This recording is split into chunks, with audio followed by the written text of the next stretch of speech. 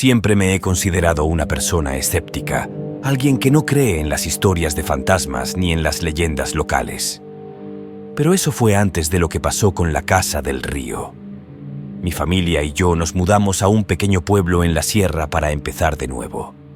La gente era amable, pero todos parecían compartir una especie de pacto tácito. Nunca mencionar la vieja casa que estaba junto al río. Al principio, no entendía por qué. Era solo una casa más, aunque estaba abandonada, con las paredes desgastadas por el tiempo y la vegetación creciendo por todas partes. Pero bastaba con mencionar el lugar para que las conversaciones cambiaran de tema o los rostros de los vecinos se oscurecieran. Mis amigos y yo solíamos bromear sobre la casa maldita, como la llamábamos. Éramos 4. Daniel, el valiente del grupo, Karina, que siempre quería probar algo nuevo, Saúl, el más callado, y yo. Una tarde de verano, después de escuchar a unos viejos en la plaza murmurar sobre la vieja que vive en el río, Daniel propuso que fuéramos a explorar. «¿Qué tan malo puede ser?», dijo con una sonrisa que ahora desearía haber ignorado. La casa estaba a unos 15 minutos caminando desde el pueblo, siguiendo un sendero que bordeaba el río. Era un lugar tranquilo, casi demasiado silencioso. El agua fluía lentamente y los árboles parecían más altos y oscuros en esa zona. Cuando llegamos, el sol ya comenzaba a esconderse tras las montañas, bañando la casa en una luz naranja que solo la hacía verse más tétrica. La puerta principal estaba entreabierta, colgando de una bisagra oxidada. Daniel fue el primero en entrar, riéndose nerviosamente mientras empujaba la puerta. Karina lo siguió, animándonos a todos a no quedarnos atrás. Saúl y yo dudamos, pero finalmente cruzamos el umbral. El interior estaba en ruinas. Había muebles viejos cubiertos de polvo, y las paredes estaban llenas de marcas extrañas, como símbolos tallados con cuchillos o algún objeto afilado. El aire tenía un olor extraño, una mezcla de humedad y algo metálico, como si la casa misma estuviera viva. Karina encontró una pequeña muñeca hecha de ramas y hilos colgada en una esquina. La tomó y la levantó como si hubiera encontrado un trofeo. «¿Qué creen que significa esto?», preguntó con una risa nerviosa. Antes de que pudiera responder, Saúl susurró algo. «Deja eso. No deberías tocar nada». Decidimos subir al segundo piso. Las escaleras crujían con cada paso y sentía que se romperían en cualquier momento. Arriba había 3 habitaciones, todas vacías excepto por el polvo y las marcas en las paredes. En una de ellas encontramos lo que parecía un altar improvisado. Velas derretidas, más muñecas de ramas y un cuenco lleno de un líquido oscuro y seco. Todo estaba dispuesto con una precisión inquietante. Daniel, con su valentía característica, se burló de todo. «¿Esto es lo que da miedo? Parece que alguien jugaba a ser brujo». Pero en el fondo, todos sabíamos que había algo más. Una presencia invisible que hacía que el aire se sintiera más denso. De repente, escuchamos un ruido proveniente del piso de abajo. Fue un golpe seco, como si algo hubiera caído. Nos quedamos inmóviles, intercambiando miradas nerviosas. Daniel, por supuesto, decidió bajar a investigar. Karina lo siguió, aunque su entusiasmo inicial había desaparecido. Saúl y yo nos quedamos arriba, paralizados. Los gritos comenzaron unos minutos después. Saúl y yo corrimos hacia las escaleras al escuchar los gritos. La voz de Karina era aguda, llena de pánico, mientras llamaba a Daniel. Bajamos tan rápido como pudimos, casi tropezando en cada escalón. La sala estaba vacía, pero la puerta principal ahora estaba completamente abierta, como si alguien la hubiera empujado con fuerza. «¿Dónde están?», pregunté, tratando de mantener la calma. Saúl señaló hacia la puerta y sin pensarlo salimos al patio. Lo que vimos nos dejó sin aliento. Daniel estaba de pie junto al río, inmóvil, mirando fijamente al agua. Karina estaba detrás de él, intentando jalarlo por el brazo, pero él no respondía. Nos acercamos corriendo y fue entonces cuando notamos algo extraño en Daniel. Sus ojos estaban abiertos, pero parecía no vernos. Su rostro estaba pálido y sus labios murmuraban algo inaudible. «¡Daniel!», gritó Karina. «¡Dime algo!». Cuando me acerqué, pude escuchar lo que decía. Repetía las mismas palabras una y otra vez, en un susurro apenas audible. «Ella viene.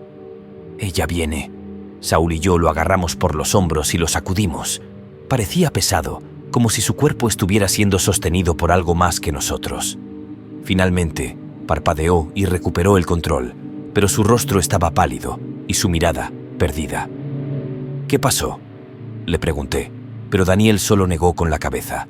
Karina señaló hacia el agua y mi corazón dio un vuelco. Había algo flotando en el río. Era una figura cubierta por una tela oscura que se movía lentamente con la corriente. Aunque la distancia hacía difícil distinguir los detalles, juraría que era una persona. «Vámonos», dijo Saúl rompiendo el silencio. No necesitábamos más señales. Caminamos de regreso al pueblo lo más rápido posible, sin mirar atrás. Nadie dijo una palabra durante el trayecto, pero todos sabíamos que habíamos visto algo que no podíamos explicar. Esa noche no pude dormir. El rostro de Daniel, esa mirada perdida, seguía grabada en mi mente. Pero lo que más me inquietaba era la figura en el río. ¿Qué era? ¿Por qué Daniel había estado tan afectado? Al día siguiente, decidí hablar con uno de los ancianos del pueblo, don Eusebio, quien siempre parecía saber más de lo que decía. Cuando le mencioné la casa del río, su rostro cambió.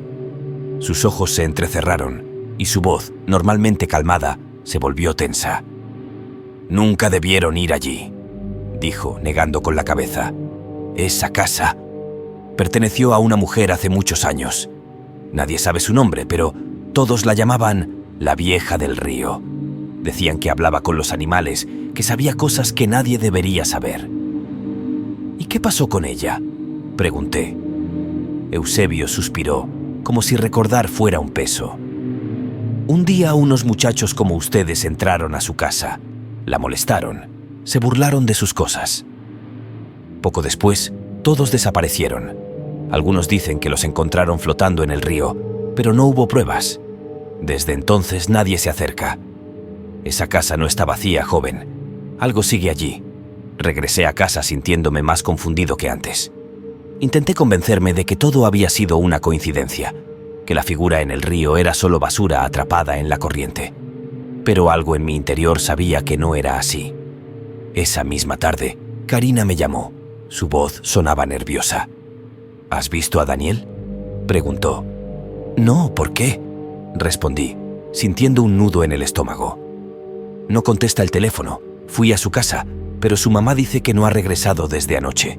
Saúl y yo nos reunimos con Karina para buscarlo. Recorrimos el pueblo, preguntamos a los vecinos, pero nadie lo había visto. Finalmente decidimos ir a la casa del río, aunque todos estábamos aterrorizados de lo que podríamos encontrar. La casa estaba igual que antes, pero el ambiente se sentía más pesado. Entramos con linternas buscando cualquier señal de Daniel. Al llegar al altar del segundo piso, notamos que algo había cambiado. Las muñecas de ramas ahora estaban en el suelo, rotas, y el cuenco del altar estaba lleno de agua fangosa que olía a podredumbre. Entonces escuchamos pasos. Venían del pasillo detrás de nosotros. Giramos rápidamente, pero no había nadie. El aire se volvió más frío y la linterna de Saúl comenzó a parpadear. «Daniel», dije en voz alta, aunque no esperaba respuesta. Un sonido bajo, como un susurro, llenó la habitación. Era una voz femenina, suave pero clara. «No deberían estar aquí». Las palabras parecían venir de todas partes. Karina comenzó a llorar y Saúl retrocedió hacia la puerta. Antes de que pudiéramos movernos, algo cayó del techo. Una muñeca de ramas igual a las del altar, pero mucho más grande. Parecía recién hecha, como si alguien la hubiera puesto ahí para nosotros. Salimos corriendo de la casa sin mirar atrás. No encontramos a Daniel ese día, ni los siguientes.